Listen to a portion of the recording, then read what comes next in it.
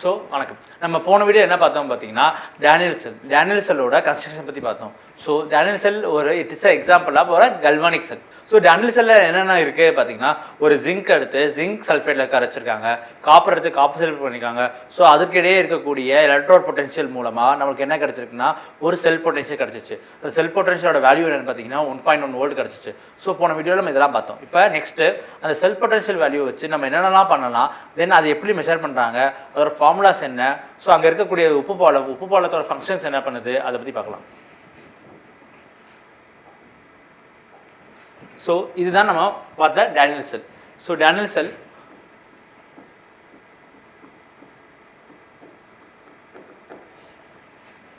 நம்ம ஆல்ரெடி பார்த்தது தான். ஜிங்க் ராட் எடுத்து ஜிங்க் சல்ஃபேட்டில் டிப் பண்ணியிருக்காங்க. அப்போ இந்த பக்கம் என்ன நடக்குது, ஆக்சிடேஷன் நடந்திருக்கு. ஆக்சிடேஷன் அரை மின்கலன், that means half cell, oxidation half cell இந்த பக்கம் இருக்குது.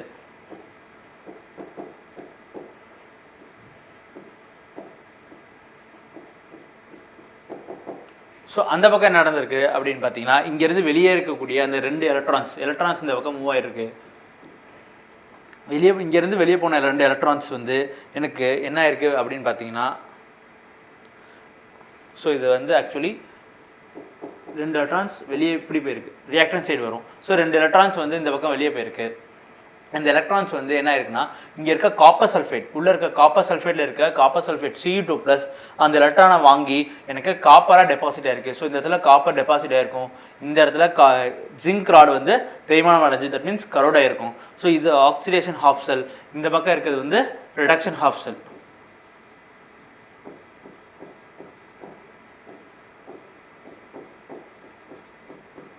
ஸோ இந்த பக்கம் இருக்குது ரிடக்ஷன் ஹாஃப் செல். ஸோ இந்த பக்கம் ஆக்சிடேஷன், இந்த பக்கம் ரிடக்ஷன் ஹாஃப் செல் நடக்குது. ஸோ அதுக்கு கீழே இங்கே செறிவுகள், கான்சன்ட்ரேஷன் ஆஃப் Zinc2+ இங்கே அதிகமாக இருக்கும். இங்கே கான்சன்ட்ரேஷன் ஆஃப் SO4 2- அதிகமாக இருக்கும். ஸோ இதை ரெண்டையும் நியூட்ரலைஸ் பண்ணுறதுக்கு நான் என்ன பண்ணுறேன்னா, இந்த உப்பு பாலம் சால்ட் பிரிட்ஜ் யூஸ் பண்ணியிருக்கேன். இந்த சால்ட் பிரிட்ஜ் என்ன பண்ணுதுன்னா, எனக்கு 2 சைடு இருக்கக்கூடிய சார்ஜோட potential difference, 2 potential difference create ஆனது, அதை வந்து எனக்கு என்ன பண்ணியிருக்குன்னா அது நியூட்ரலைஸ் பண்ணியிருக்கோம். ஸோ சால்ட் பிரிட்ஜ் இப்படி யூஸ் பண்ணியிருக்கோம். ஸோ இந்த மாதிரி யூஸ் பண்ணும்போது நியூட்ரலைஸ் ஆயிருக்கு. ஸோ ஓவராலாக இங்கேருந்து எலக்ட்ரான் இங்கேருந்து போகும்போது எனக்கு 1.1 வோல்ட் கொடுக்குது. அது நம்ம இப்போ தான் வீடியோவில் கால்குலேட் பண்ணோம். ஸோ அப்போ வந்து எனக்கு கரண்ட் வெளியே வருது. ஸோ இதுதான் வந்து டேனியல் செல். ஸோ இப்போ என்ன பண்ண போகிறோம்னா சால்ட் பிரிட்ஜ். ஸோ உப்பு பாலம் ரொம்ப முக்கியமானது அப்படின்னு பார்த்தோம். அது எதுக்காண்டி அப்படின்னு பார்த்தீங்கன்னா, அது வந்து ஃபஸ்ட்டு நியூட்ரலைஸ் பண்ணுது. ஸோ ஓவராலாக எலக்ட்ரோநியூட்ரலிட்டியை மெயின்டைன் பண்ணுது. ஃபஸ்ட் ரொம்ப முக்கியமானது என்னன்னு பார்த்தீங்கன்னா, it maintenance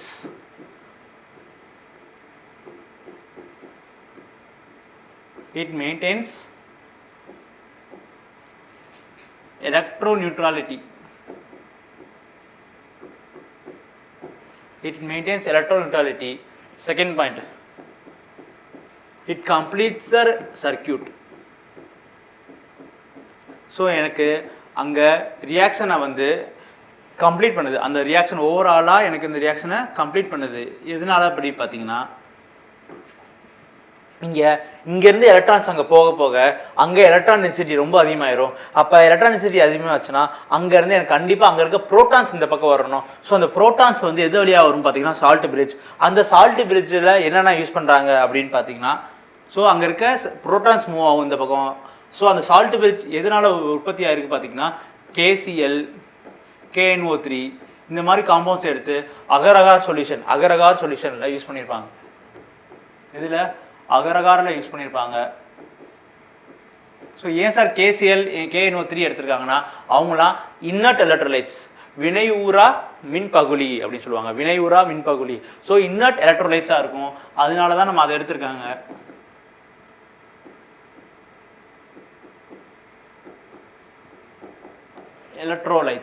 inert electrolytes. So இந்த மாதிரி சால்ட் பிரிட்ஜ் வந்து KClலையும் அகரகாரையும் மிக்ஸ் பண்ணி எனக்கு கனெக்ட் பண்ணியிருப்பாங்க.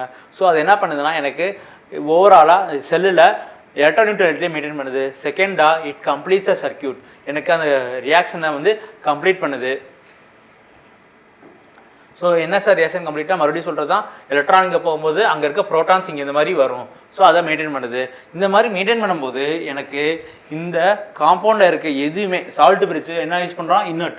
ஸோ அந்த கேசிஎல் கேஆன்ஸ் எதுவுமே இன்வால்வ் ஆகாது, ரியாக்ஷனில் இன்வால்வே ஆகாது. ஸோ அதுதான் இங்கே ரொம்ப முக்கியமானது. It does not participate in the sell reaction. So KCl எனக்கு இந்த ரியாக்ஷனில் இன்வால்வ் ஆகாது.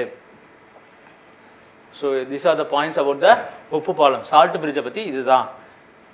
ஸோ சால்ட் பிரிட்ஜ் இல்லாட்டி அது வீக் ஆனாலும் அந்த ரியாக்ஷன்ஸ் நடக்காது, நமக்கு அந்த பேட்டரி செல்ஸோட லைஃப் முடிஞ்சிடும், குறைஞ்சிரும். நெக்ஸ்ட்டு, ஸோ இந்த டேனியல் செல்லில் எனக்கு 1.1 வோல்ட் வெளியே வருது. ஸோ இந்த 1.1 வோல்ட் வெளியே வரனால நம்ம அதை நம்ம யூஸ் பண்ணுறோம். இன்கேஸ் அதை நம்ம வெளியேருந்து ஒரு எலக்ட்ரான் கொடுக்கும்போது என்ன ஆகுது அப்படின்னு நம்ம பார்க்கலாம். ஸோ வெளியே இருக்க எலக்ட்ரான் அதுக்கு மேலே அதிகப்படுத்தினா என்ன ஆக போகுது. ஸோ இதை நம்ம டிஃப்ரெண்ட் ஸ்டேஜாக பார்க்கலாம். ஃபர்ஸ்ட் கேஸ் 1 என்ன பண்ண போகிறேன் அப்படின்னு பார்த்தீங்கன்னா, ஸோ டேனியல் செல்லில் நார்மலாக நம்ம பார்த்தது தான். அந்த டேனியல் செல்லில் ஓவரால் அவுட்புட் எலக்ட்ரான் எவ்வளோ கொடுக்குது, 1.1 வோல்ட். இப்போ நான் வெளியேருந்து தரக்கூடிய 1.1 வோல்ட் கொடுக்குது. ஸோ நான் வெளியேருந்து தரக்கூடிய எக்ஸ்டர்னல் வெளியேருந்து தரக்கூடிய இஎம்எஃப் பொட்டன்ஷியல் இஎம்எஃப்னு வச்சுக்கலாம். வெளியேருந்து தரக்கூடிய இஎம்எஃப் 1.1 வோல்ட்டை விட கம்மியாக இருந்துச்சுன்னா இது டாமினேட் பண்ணும். பார்த்தீங்கன்னா இந்த அவுட்புட் தான் டாமினேட் பண்ணும். அப்போ என்ன ஆகும் எனக்கு அப்படின்னு பார்த்தீங்கன்னா, so the condition is E output is greater then E external. So EMF தான் எக்ஸ்டர்னல்.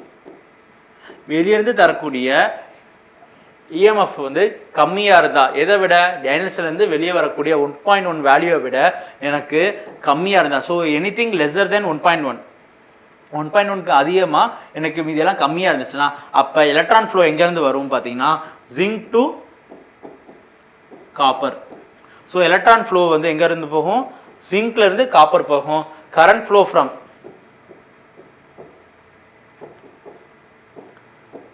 எங்கேருந்து போகும், காப்பர் டு ஜிங்க்.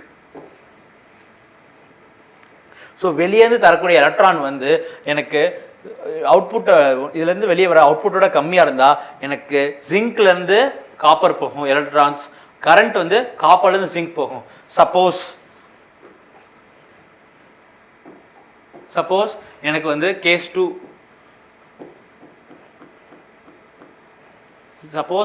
கேஸ் 2 என்ன சொல்கிறேன்னா, வெளியேருந்து தரக்கூடிய இ எக்ஸ்டர்னல் ஈக்குவல் டு 1.1 வோல்ட் அப்படி இருக்கு. வெளியேருந்து வரக்கூடிய வேல்யூ ஈக்குவல் டு 1.1 வோல்ட் இருக்கு. அப்படின்னா என்ன ஆகும்னா எனக்கு இ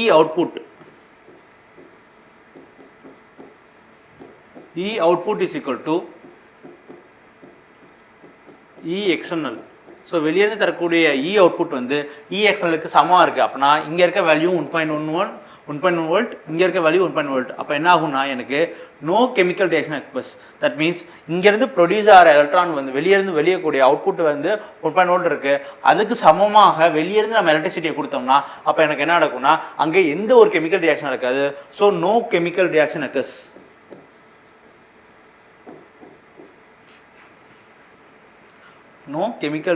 அக்கஸ். எந்த ஒரு வேதி வினையும் நடக்காது. ஸோ கேஸ் 2ல எனக்கு இ எக்ஸ்டர்னல் 1.1 வோல்ட். ஏன் இந்த 1.1 வோல்ட் சொல்கிறேன்னா இது டேனியல் செல். நம்ம only we are talking about the Daniel cell. So வேறு செல் ரியாக்ஷன்ஸில் என்ன அவுட்புட் வருதோ அது சமமாக கொடுத்தாங்கன்னா எனக்கு எந்த ஒரு வேதி வினையும் நடக்காது. ஸோ எனக்கு வெளியே இருக்க அவுட்புட் 1.1 வோல்ட் இருந்துச்சுன்னா கண்டிப்பாக இந்த கெமிக்கல் ரியாக்ஷன் நடக்கவே நடக்காது. அது அப்படியே இருக்கும்.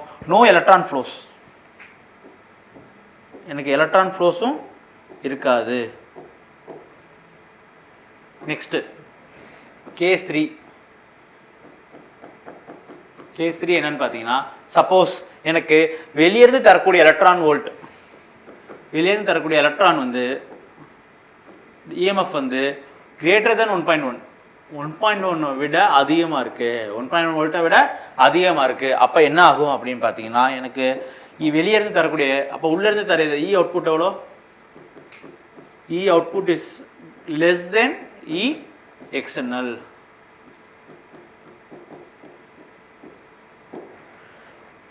இங்கே எவ்வளோ இருக்குது 1.1 வோல்ட். அப்போ வெளியே இருந்து தரது கிரேட்டர் தென் 1.1 வோல்ட். அப்போ இதை விட அது அதிகமாக இருக்கும் இ external value.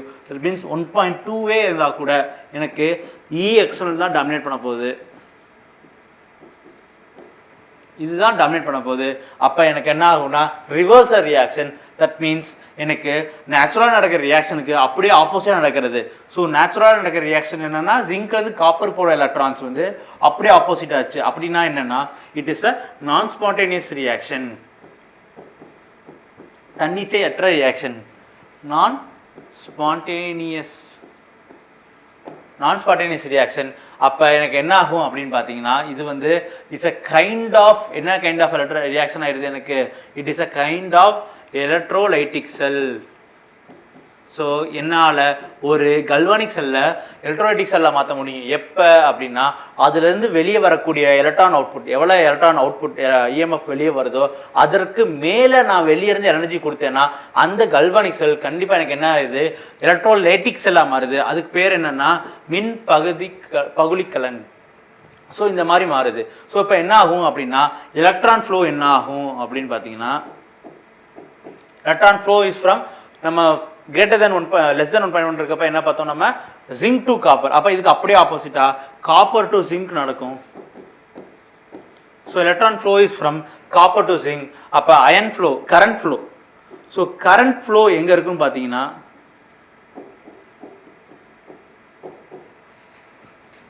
Zinc to copper. So இந்த மாதிரி எனக்கு கிரேட்டர் தென் 1.1 வோல்ட் கொடுத்தேன்னா எனக்கு என்ன ஆகுது, எனக்கு ஒரு கல்வானிக் செல் எலக்ட்ரோலைட்டிக் செல்லாக மாறி எனக்கு electron flow from copper to zinc நடக்குது. So current flow from zinc to copper நடக்குது. ஸோ இந்த மாதிரி எனக்கு 3 கண்டிஷனில், தட் மீன்ஸ் ஒரு டேனியல் செல்லை அதோட அப்ளிகேஷன்ஸை நம்ம மாற்றி யூஸ் பண்ணலாம். Next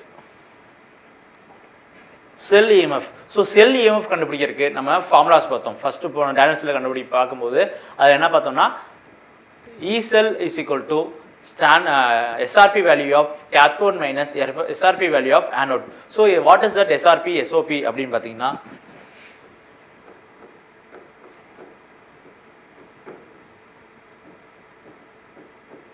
standard reduction potential.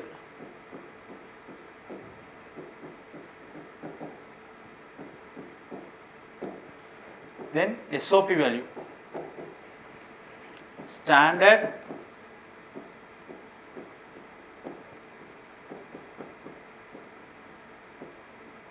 oxidation potential.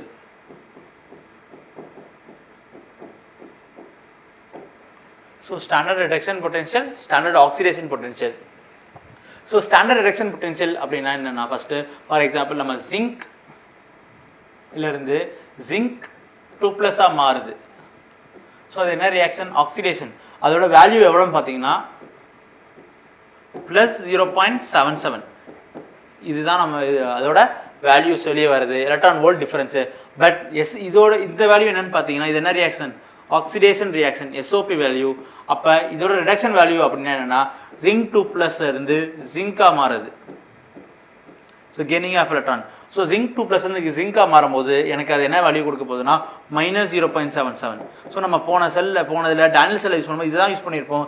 ஏன்னா அந்த எலக்ட்ரோட் பொட்டன்ஷியலுக்கு SRP வேல்யூ தான் யூஸ் பண்ணணும்னு சொல்லி நமக்கு ஐபாக் நாமென்க்ளேச்சர் சொன்னதுனால நம்ம அதோட SRP வேல்யூ தான் 0.77 தான் எடுத்து நம்ம யூஸ் பண்ணியிருப்போம்.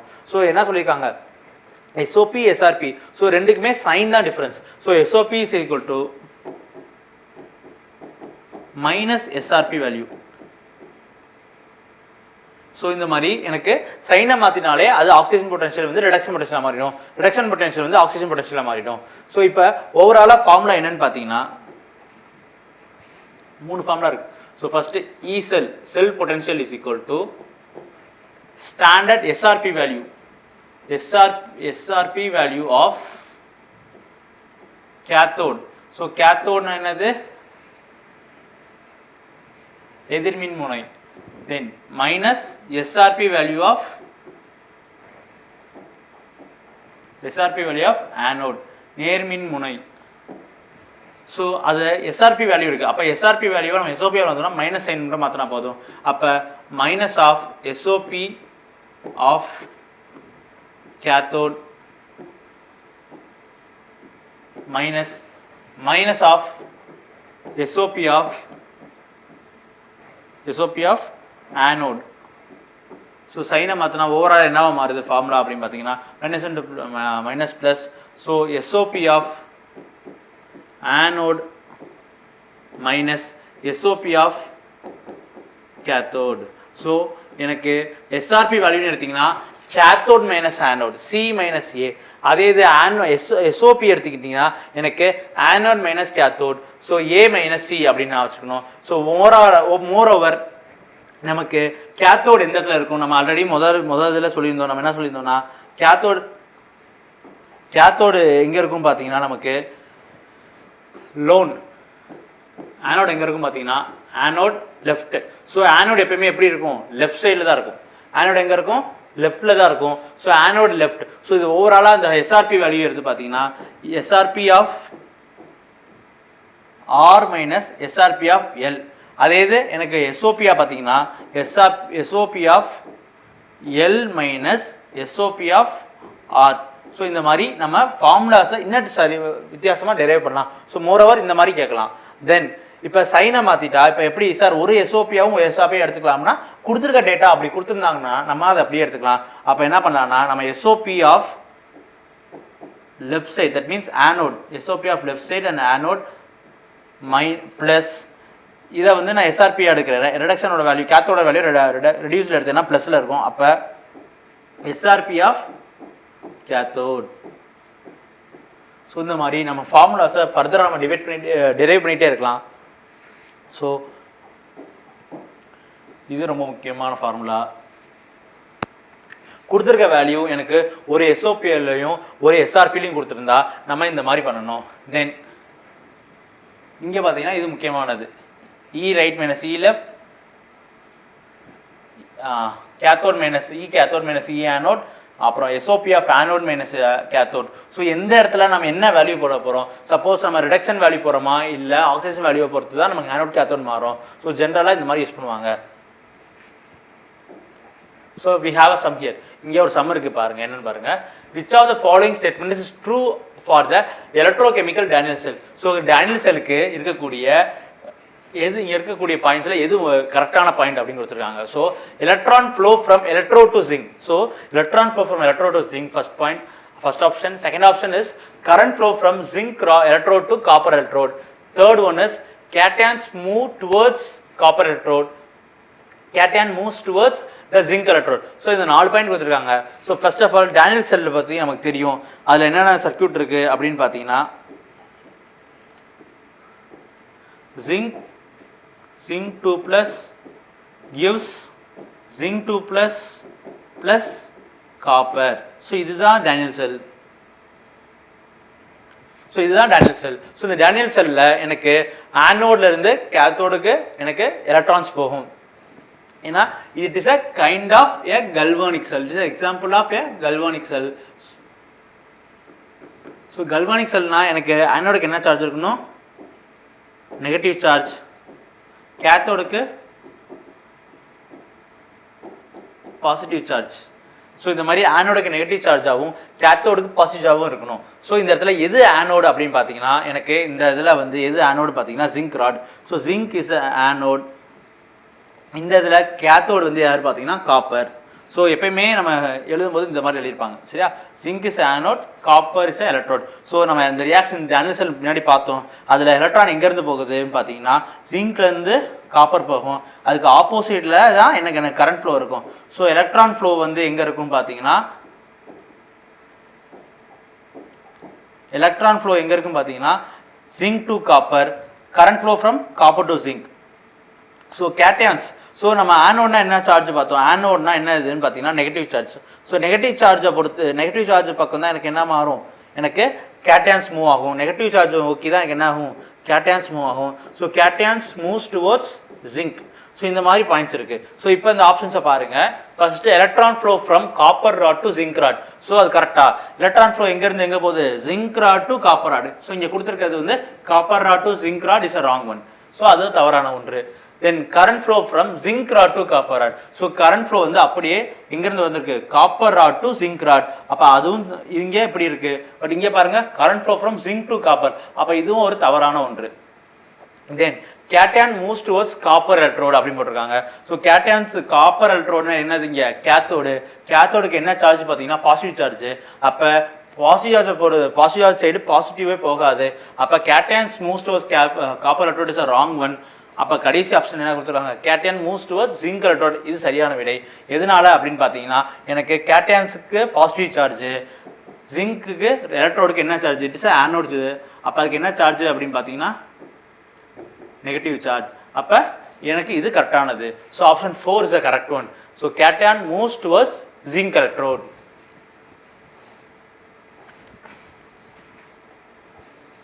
ஸோ நெக்ஸ்ட் கேள்வி. ஸோ அசஷன் இது வந்து ஒரு கூற்று மற்றும் காரணம் அந்த மாதிரியான ஒரு கேள்வி. ஸோ இதில் அசஷன் என்ன கொடுத்துருக்காங்கன்னு பார்த்தீங்கன்னா எனக்கு for Daniel sell zinc and zinc 2 + copper 2 + zinc. So இது வந்து செல் ரெப்ரசன்டேஷன் சொல்லுவாங்க. இப்போ நெக்ஸ்ட் வரப்போகிறத நம்ம இந்த மாதிரி செல்லை எப்படி எழுதலாம் அப்படின்னு பார்க்கலாம். அது பார்க்கணும் இந்த மாதிரி எழுத சொல்லியிருக்காங்க அப்படின்னு பார்க்கலாம். ஸோ செல் ரெப்ரசன்டேஷன்.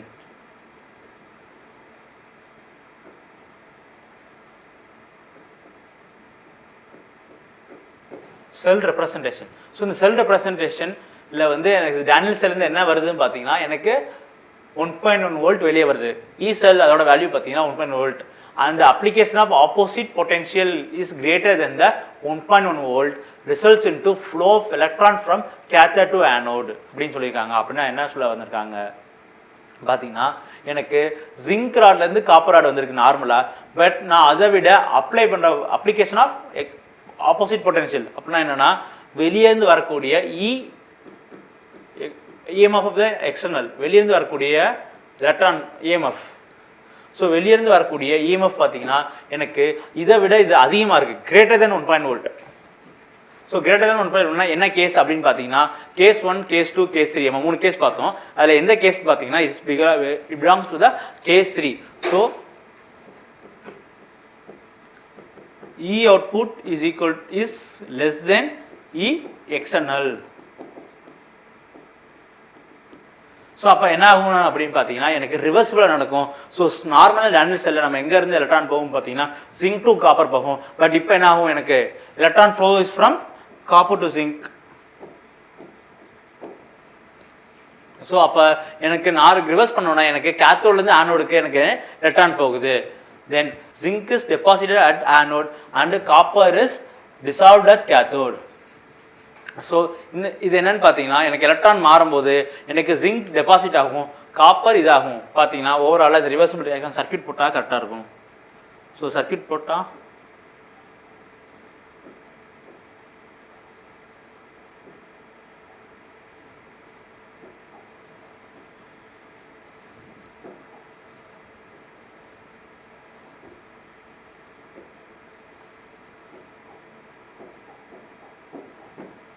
ஸோ இங்கேருந்து ஜிங்க் ராட்லேருந்து காப்பர் ராடுக்கு. ஸோ இப்போ ரிவர்சிபிள் இதுலேருந்து வெளியே போகிற கரண்ட் பார்த்தீங்கன்னா 1.1 வோல்ட் இருக்குது. இதை விட நான் அதிகமாக கொடுத்தேன்னா நார்மலாக இங்கே போகிற எலக்ட்ரான் இங்கேருந்து இங்கே வந்துடும். So electron flows from here to here. அப்போ எனக்கு இந்த ராடு வந்து தேய ஆரம்பிச்சிடும், இந்த ராட்டில் டெபாசிட் நடந்துடும்.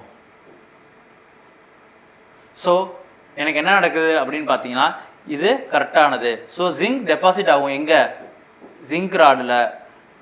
காப்பர் டெபாசிட்டர் copper gets corrosion, that means dissolve ஆகும், தட் மீன்ஸ் கரைய ஆரம்பிச்சிடும். அப்போ எனக்கு காப்பர் டிசால்வ் ஆகுது கேத்தோடில், கரெக்டு தான். ஜிங்க் வந்து டெபாசிட்டர் ஆனோடு, கரெக்டு தான். So and it's a correct explanation. So இங்கே ரெண்டுமே கரெக்டானது. பட் எக்ஸாக்டாக எதனால மூவ் ஆகுது அப்படின்னு சொல்லலை. So both the cases are true, but the reason is a not correct explanation for the assertion. இங்கே கொடுத்துருக்கிறது வந்து கரெக்ட், ரெண்டுமே கரெக்டானது தான். ஆனால் அதற்கான காரணம் இன்னும் தெளிவாக கூறல. எதனால அப்படி மாறுது, எலக்ட்ரான் ஏன் இப்படி போகுது அப்படின்றத அதோட வேல்யூஸ் வச்சு கொடுக்கல. So option B is the correct one. Next consider the following relations for the EMF for the electrochemical cell. So இங்கே கொடுத்துருக்கிறதுல EMF வந்து எதுக்கு கரெக்டாக சொல்ல முடியும். EMF the cell calculation பார்த்தோம் நம்ம SRP of cathode minus SRP of anode.